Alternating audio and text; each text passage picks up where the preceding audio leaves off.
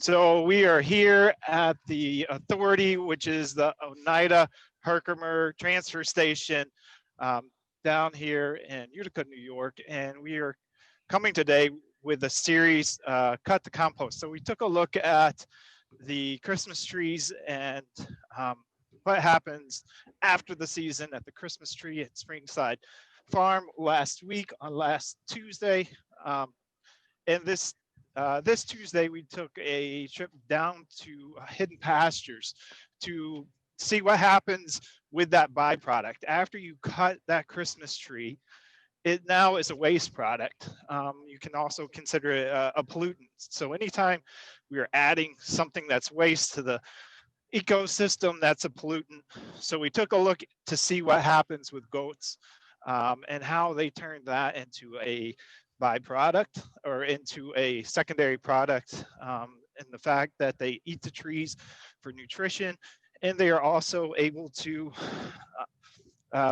replenish the fields and the soil and help with soil health through their manure.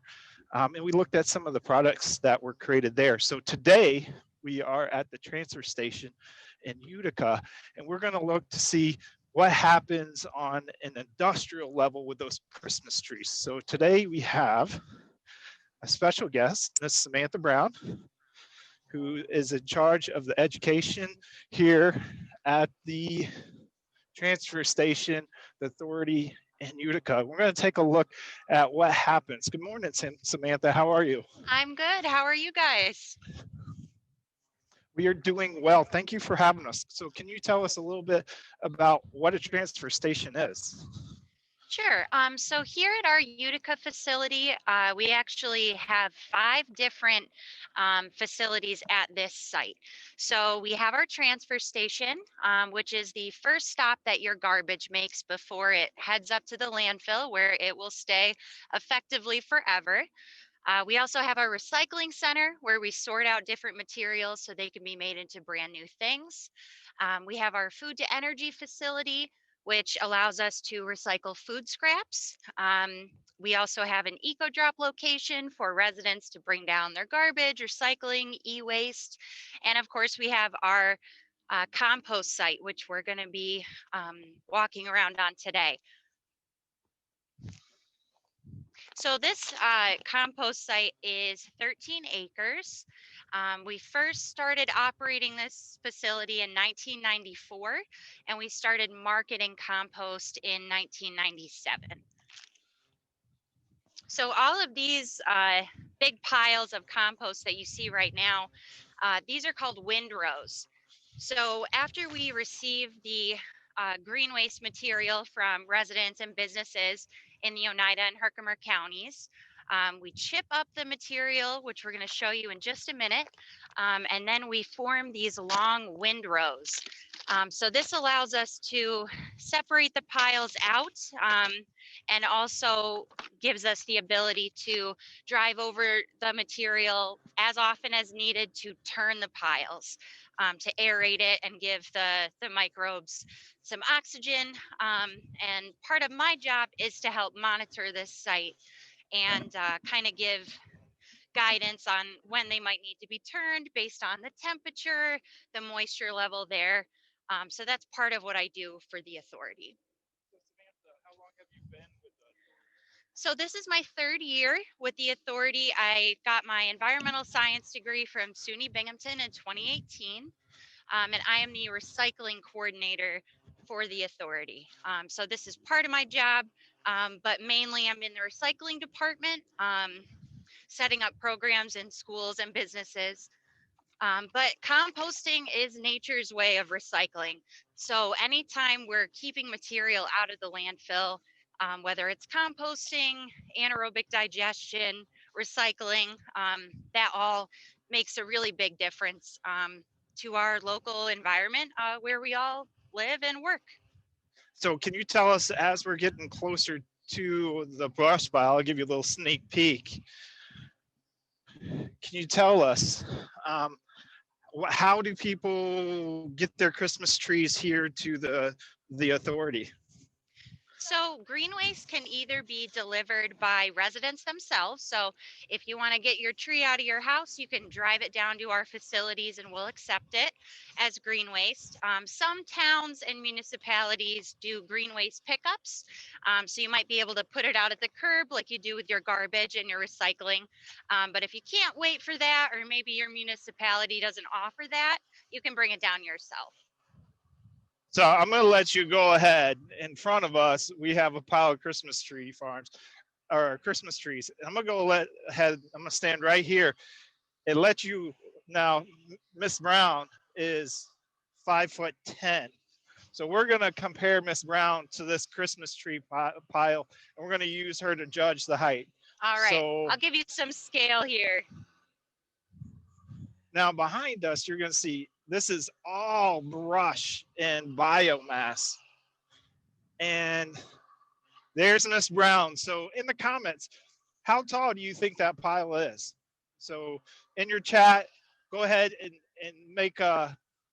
take a guess, and we'll see. I think I know how much it is. I don't know if you can see the steam bubbling over. So once we get the Christmas trees in, what happens next? So we have this big pile of Christmas trees. Where do we go now, Mr. Brown? So after we receive the green waste, so it can be Christmas trees, it can be brush, grass clippings, shrubs, any green that grows outside, we accept here. So we overpile it into a big area until we're able to start chipping the brush and green waste up. So right now you're seeing our loader. He is pushing up um, material into our grinder. So that kind of chips everything up, makes it into smaller pieces, finer pieces, so that those microbes are able to access the nutrients in the green waste and get to work breaking that material down in our windrows. And I wish y'all were here and could smell this. It is such an earthy smell. I don't know if it's getting too loud, Miss Carpenter. Nope, we're good. But we got a lot of action going on.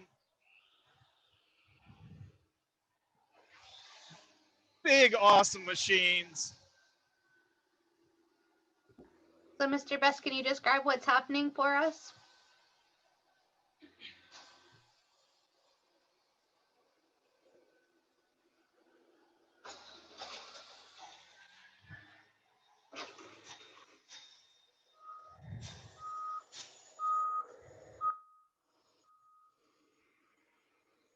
And I don't know if you can see, that's the ground up material shooting out the top of the machine.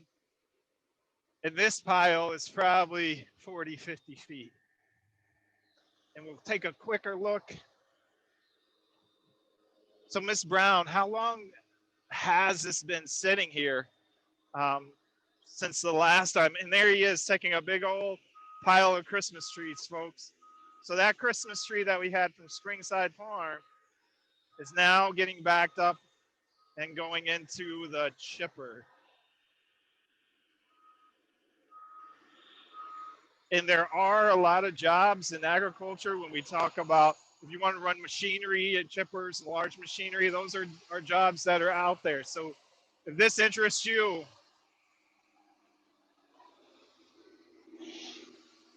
there we go. That is Christmas. So, Mr. Best, Grinder. Mr. Best, can you or Miss Brown discuss what the chipper does? It's a big question that we are seeing coming through. Can you just describe what's happening in that chipper? Yes, so he is loading the material up onto a conveyor belt, and it goes through a series um, of like scissors, I guess, if I had to explain it like that. So what it's doing is it's cutting the material up into smaller pieces. If we were to just throw these Christmas trees, in a pile, the composting process wouldn't work right. We need to increase the surface area on the material so that the microbes can get to work. So what's happening in there is it is shredding the material up. And I'm not sure if we're close enough for you guys to see this, but that conveyor belt that's going up, that's all the chipped material, and you can see how fine the Christmas trees have been ground up just through that one grinding process there.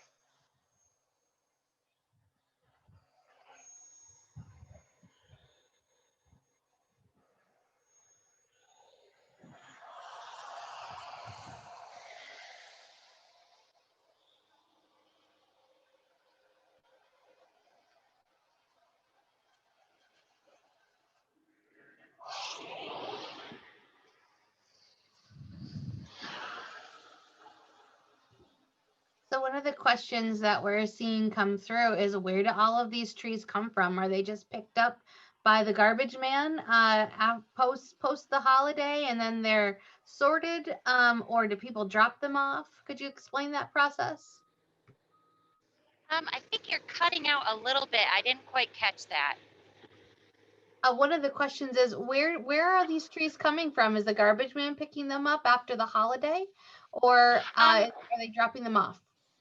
Okay, so it depends on where you live. So, for instance, the city of Utica, the DPW, will drive around for a couple weeks after the holiday to pick up the Christmas trees. So you can put those right out at your curb. Other towns and cities, may provide this service as well.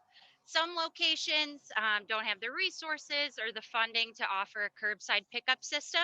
And if that's the case, you can bring your Christmas tree down yourself. But all of this material is coming from residents in Oneida and Herkimer counties. So it's about 300,000 people in that population pool. And about 17 municipalities use our site, which is about 2/3 of the population. So some towns operate their own composting centers, but if that's not an option for you, you can bring it. You can bring it to us. Now, is the only thing that you recycle here for biomass, is it just Christmas trees? No, so we are open all year to take green waste from your yards and businesses as well. So we take trees, we take leaves, grass clippings, brush. So we get a massive increase in green waste, as you can see all these Christmas trees here around the holiday season, but we have about this much material pretty much all year round. So we take in about 12,000 tons a year of just green waste. And at our facility, we are only permitted to compost green waste, so we don't take any food waste. We do have a food waste recycling facility at this site that I mentioned before. It's called Food to Energy. But for our permit, we're only permitted to take green waste. So that's what we compost here. So we are starting to look at the windrows. So we saw them stockpiling mulch material and biomass in the back, which is now starting a composting process. But now we have these long rows. And I don't know if y'all can see, but there's probably 15 of these long rows, and you call them windrows. How long are these?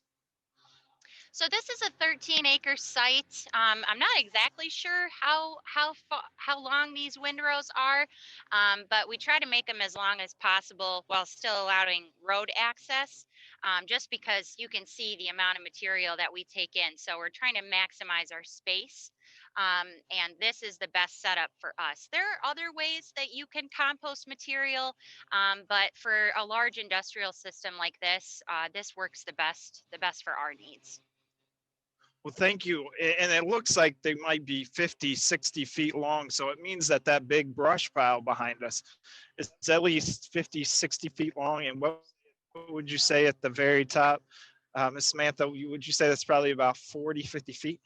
So Yeah, that that is sounds a about lot right. of, that's a lot of biomass. And so we're mulching it up, we're chipping it up. We have a bunch of waste, and now we are looking at these beautiful rows. Tell us what's going on in these rows, and I think we're going to walk and talk. We're going to get to the end and take a look at one and maybe dig inside, if that's all right with you. Yeah, And you that have, sounds great. it looks like you have some awesome instrument. Either you're going out into the woods and you have a hiking stick. What is it? So this is my compost thermometer. So this is how I tell what the temperature inside the pile is. So what's happening in these windrows right now is microbes are breaking down all of that organic material. So all you need for compost is carbon, which is going to be material like wood chips, sawdust, straw, and nitrogen, which is going to be your greens. So fresh leaves, fresh brush, grass clippings. You need water, you need oxygen, and that's all you need to make a high quality compost. And I don't know if you can see this, you will when I take a compost temperature for you guys. These piles are hot. So it's about 35 degrees out right now. I was here yesterday. The inside of the piles are still about 140 degrees. So those microbes are releasing heat while they're kind of chewing up the material and breaking it down into a bioavailable form so that the plants can use it. Because that's what compost is. It's like vitamins for the soil. It's vitamins for your plant. So it increases the water holding capacity of the soil, which can help with flooding and runoff. So it kind of acts as a sponge. It also regulates the pH and it slowly releases nutrients to those plants. So we now have these beautiful rows, and just like our Christmas trees, if we just threw them out and kept piling them up, we would run out of room. So what happens with this compost once it's composted? Do y'all keep it here forever and it just goes back into the ground, or is there something else that y'all do with it? So we've been marketing our compost since 1997. So we sell it back to residents and businesses in the area. So we sell it to landscapers, to homeowners, to farmers. We also help with construction projects in the area. This can be used as fill for excavating projects, for buildings. So there's a lot of different ways that you can use the compost, and we offer it in bulk. So you can come down with a pickup truck or a trailer and we can load you up that way. Or you can buy it in bags. So we do sell bags here. They're about 40 pounds a piece. And it's about 1.2 cubic feet of compost per bag. So for the bulk sales, we sell about 6,000 yards a year of that finished compost, and we sell about 10,000 bags a year to businesses that then sell them or directly to residents and gardeners. So Miss Katie, we're gonna head down this row and take a measurement. Do you have any questions from any of our classrooms? Oh, yes. So actually, heading back to the chipper, that was a very exciting part of the trip. There's quite a few questions. One class would like to know, how does the machine separate the trees between the needles from the branches and the stumps? How is that separated out, or how does that happen?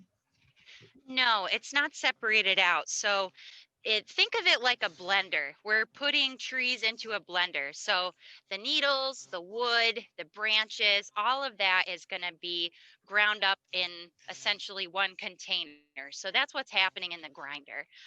We don't separate the different parts of the trees out. So Chloe wants to know, how long do you have to leave these? How long do you have to let your compost cook? How long does it take? That's a great question. So if a homeowner were to have a small compost pile in their backyard, it would take about a year for that to turn into a stable finished compost. Here at our facility, because we have industrial equipment to kind of speed up the process, it takes us about 3 or 4 months. We also have And another question. Do you, are you the only place that does this, or can people find these types of sites in their own communities? No, we are not the only place that does this. We have maybe a larger scale facility than most other composting areas in the two counties that we have. but a lot of towns and municipalities operate their own systems, and they do this on a smaller scale. Um, and of course, you can do this right in your backyard, with, food scraps and stuff from your kitchen. So we're not the only show in town, but we do take quite a bit of material here. So, Mrs. Carpenter, we're going to check out and see what's happening inside one of these windrows. So I'm going to go up and I'm going to touch the outside, and it feels cool, just like maybe a spring rain on the grass, and how the grass feels cool, but it doesn't feel frozen. And if you can look, there is a little bit of ice, but I can dig it away, so it's not completely full. And if we look at top, heat rises, so we see the heat energy must be coming off. So can we take a sample and see what's going on inside? Absolutely. So this is what I do about once a week at this facility. So I'm pushing this thermometer into the pile, and I want to get as close to the center of it as I can to get an accurate reading. So this thermometer is going to quickly speed up. Takes about 30 to 45 seconds to settle. So we'll see how hot this pile's cooking. So now we're past 100. If we're going down the highway, that would be a definite ticket. So let's see if we can push 120 and make some racetrack speed. We're at 115. And it looks like the center of this pile is, if you watched it tick, it's just so exciting to see it go tick by tick. It's creeping up towards 120. And just a reminder, it's about 35 degrees right now. So this is a lot of insulation on this pile here. So if you look behind us, you can see there's plenty of ice and snow. And here in New York and here in northern New York, we're kind of on the edge of the North Country Mohawk Valley. The summers can get up to 80 or 90 degrees. And let's take a look at our thermometer. Looks like a 118. So just imagine in the summer, it was 118 outside. So it's 35 degrees right now. It's 118. And when she pulled it out, don't know if you noticed there was a little smoke there. And it looks like, I'm gonna dig in, see what, oh, look at that. It is just beautiful black. So we took Christmas trees, and now we have this beautiful black soil. But how do we get to this soil? Do you just leave it in these rows and it just turns there, or is there another process that we can look at? So we do help the composting process along. So it is a natural process. This happens in nature. But we do need to turn the piles. So there's a trade-off with that. Turning the piles introduces oxygen, which the microbes need to break down the material. But what it also does is releases heat. So we need to be careful about that in the winter. We don't want the piles to get too cold, or else the microbes can't do their job. But we don't want it to get so hot that the microbes, again, can't do what they're supposed to do. So optimum temperature for breaking down material is about 90 to 140 degrees. If it gets much higher than 170, you might need to add some water to cool it down. And if I notice that the temperatures are creeping below 90, either that means that the compost is approaching stability. So as the microbes finish up and there's not as much to break down, the temperature goes down. The microbes release heat while they're working. So when that stops happening, that's a good signal that the compost is almost ready. So there's a few different things to watch out for. If you were to never turn the pile, it would pretty quickly turn anaerobic. So sometimes people ask me, oh, the compost site, that must smell horrible. If your compost smells bad, it means you're doing something wrong. So you either need to introduce more carbon because excess nitrogen can kind of smell like ammonia, or perhaps the pile is too wet, or maybe you need to turn it to introduce some oxygen and let off a little heat. So we're throwing out terms like nitrogen and carbon and ammonia. These are all elements. So our world is made up of all these elements and atoms and cells. Our trees had cells in it. And as they break down, the elements are starting to be released and being able to be used by different organisms. That's a whole process and cycle. Can you explain to us, and there's a couple more machines we're going to walk towards as Miss Samantha explains this to us. What is aerobic and anaerobic? You mentioned that term anaerobic a couple of times. What does that mean? I know if I do exercise, some people say that's I'm doing aerobics. Mhm. So that might give me a clue. So what would aerobic and anaerobic mean? So aerobic means that oxygen is present and being used, and anaerobic means there's a lack of oxygen. So in order to do exercise, you need oxygen to fuel your muscles and your cells to allow you to do work. The microbes need oxygen too. So they use the oxygen to kind of fuel their process so they can break down all that material. And by carbon, this is going to be your browns in compost.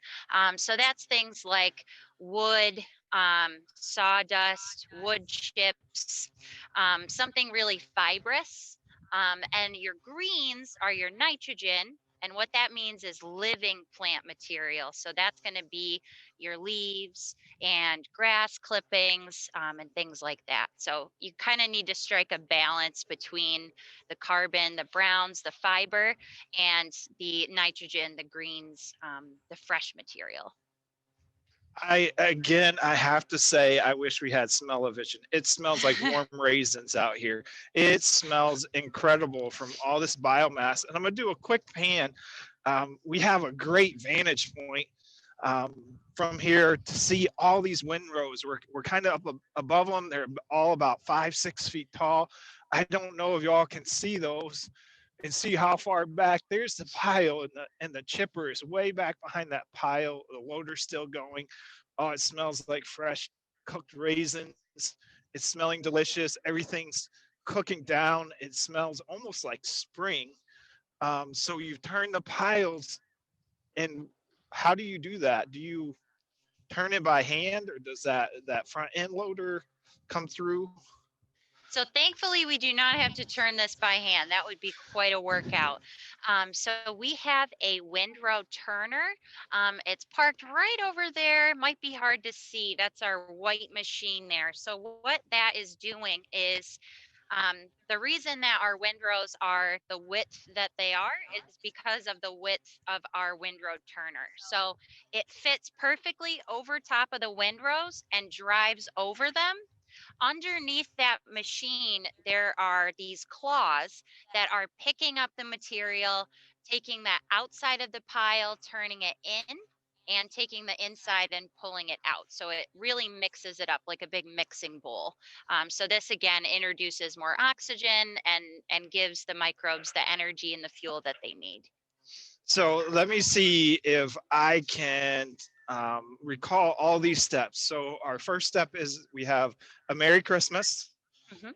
or we do a bunch of yard work, and we put that out at the road, and the authority comes and picks them up. That's part of our taxpayer dollars going to work, and there's probably some private people that pay for it to be done.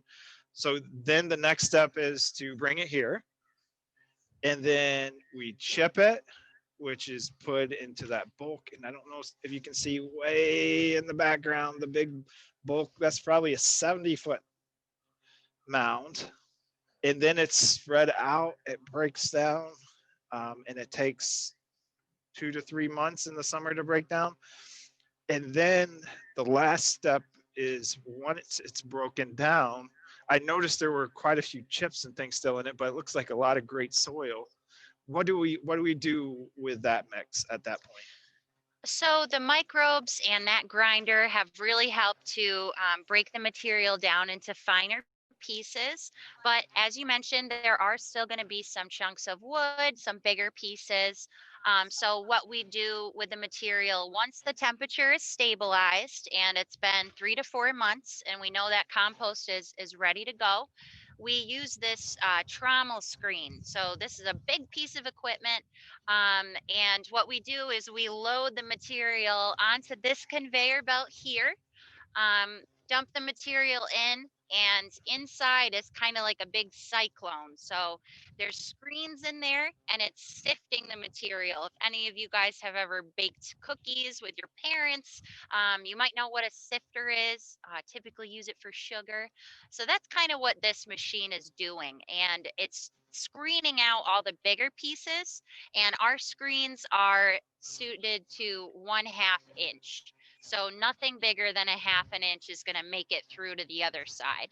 And the material comes out that conveyor belt right over there.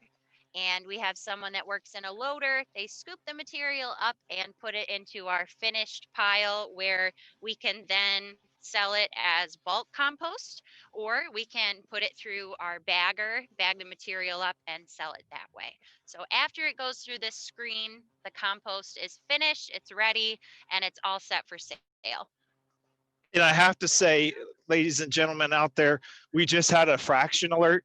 And I know that's a subject that many of us struggle with sometimes, but fractions are definitely important. She talked about using our math skills, so their screens weed out things or sift out things that are up to 1/2 an inch.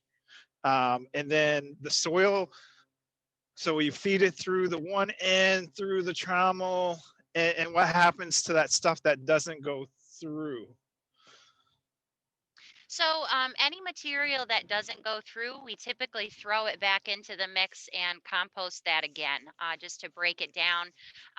We also use wood chips sometimes on site for different things. So we might use that material here. Some businesses are interested in wood chips, so there might be an opportunity for them to come and pick those up. But it doesn't go to waste. We use everything here. So Mrs. Carpenter, I think we're going to try to head down to the windrow turner if we got a little bit of time while we're walking down there. Do you have any questions for us? We do. So the topic of stinky compost is really exciting here. We want to know, they want to know, does it ever stink? It If it does, again, that means something isn't quite right. So I'm not going to tell you it never happens. Sometimes, if it gets too wet or it hasn't been turned and it turns anaerobic again, so that's a lack of oxygen, it can have kind of an ammonia smell, sometimes kind of like a sulfur smell. So if I notice that, I make a note of it in my field notes, and we make sure that we're turning the pile. If it's too wet, we add dry material to it, and that takes care of the problem within a couple of days. But with the system that we have and how often we turn the material and monitor it, we don't have too much problems with stinky compost, but it can happen. And so Kelvin wants to know, what's the highest temperature that it's ever been that you've seen? So since I've been taking the temperatures, if it's really hot in the summer, I've seen them creep up to about 180. I keep an eye on that, because if it gets higher than 200, the pile can actually catch fire. So I really try to be aware of that. And if it gets too hot, typically what we'll do is turn the material, because you're cooling it down as you introduce fresh air, or adding some water to help cool that pile down. But about 180 I've seen. And Mrs. Carpenter, I don't know if y'all can see right back there. Can y'all see the steam coming off the piles? I mean, that's No. all fresh. We can't see it super great, but we believe you. It is steaming. And again, it smells like raisins, warm raisins. It smells awesome. So behind me, I think this is a pile of finished compost or close to it. This looks like it might be what is being screened out. So those bigger pieces that aren't making it through. We do run low on space here sometimes, so we overpile things. But this looks like it either hasn't been screened or it's been through the screener, and maybe we need to run it again. And I'm going to go ahead and hold some of this up in front of the camera. And I want you to notice when we're talking about soil health, if your soil can't compact, and I just made almost like a clay ball, that means there's a lot of health in that soil. So this is obviously awesome compost. It has no smell. It smells just like fresh dirt. And you can notice it crumbles apart. So all those microbes are keeping that soil health in there. And as we put plants in there, that's going to benefit capturing all those nutrients and minerals and other things that we just talked about. So we're coming up to the windrow. Mrs. Carpenter, we can take one more question right before we get here. So one of the things I think we really need to suss out, we were seeing a lot of questions about, so is our garbage there? How do you how do you sort what goes into the compost and what is garbage? Are you cleaning the garbage? Those are some of the questions we're seeing. Okay, great question. So here at the authority, we have a lot of different facilities and we manage pretty much everything that you throw away, but they're all separated when they come to us. So we receive recyclables. Those are coming directly from recycling bins that you have set out at your home. If you have recyclables or green waste in your garbage bags, we will never recover that material. We don't sort the garbage. So garbage comes to us on specific trucks. They go directly to the transfer station. We send that up to the landfill. The recyclables go through our recycling center, and the green waste also comes to us separated. If for some reason the green waste was mixed with something like garbage or construction debris, we wouldn't be able to accept the material. It's too dangerous to sort through garbage, so we only take source separated green waste. And we don't sort the green waste out, it all goes through that chipper.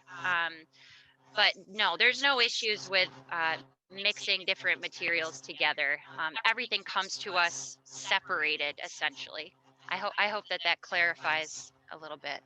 That's great. Thank So you. we are like halfway in the middle of the facility. So if we go this way, we'll see that we have all these buildings that separate like all the plastics and cans and things like that. There are a bunch of conveyor belts and cool things and big tractors. And you took me in the other day, we did an early site visit, and there was like a pile of cardboard boxes from Christmas that had to be 60 feet tall. That's a lot of presents. I wish that was my Christmas. And if we go this way, this is all the green material. So they pile all the green material back here, and then all your recyclables and other shenanigans and tomfooleries and garbage and waste go over here. And so just here is just going to be the plant matter. So behind me, we have this very cool looking machine. And I like to kind of keep it hidden because I like this, take this panorama and bring this surprise to y'all. That is an awesome looking machine. And I'm going to stand back a little bit and let Miss Brown walk next to it. So that has to be, let's see, 5, 10, 15, maybe 20 feet tall. That is an impressive machine. And look at those wheels. Those are incredible. So what does this thing do? So this is what drives over those windrows. So you see how wide it is here? This machine fits right over the windrows, and you can see all of these kind of claws that are underneath. So this is what is going directly through those windrows and separating and kind of mixing everything up like a blender, like I said before. So this kind of just turns everything, kicks everything up, moves the inside of the pile to the outside, and vice versa. So we're just mixing here. But this machine drives right over those piles, and we turn them once or twice a month, depending. Sometimes more than that. It depends on the weather and how the temps are doing inside the pile. And if you can't see and you don't, that's the pilot seat up there. So just imagine driving this machine around. It's pretty wide, so it seems like it's going to take some big turns. Mm-hmm. It almost looks like when you go underneath, a lawnmower deck is what it reminds me of. So if any of y'all have helped your parents fix the lawnmower or looked under the lawnmower, they have one blade that goes around and then the grass shoots out the side. This is very similar, except it has all these jagged teeth, and it's got to be pretty impressive to see it work. I wish they'd let me drive this thing, but so far I haven't been able to. Ms. Carpenter, do you have any questions for us? We do, and I know we're right at the end of our time, and we have some folks who've had to leave, but we want to just share a couple last questions here. So, how do you know when it's done and ready to be bagged and sold? So the main thing I'm looking at is the temperature.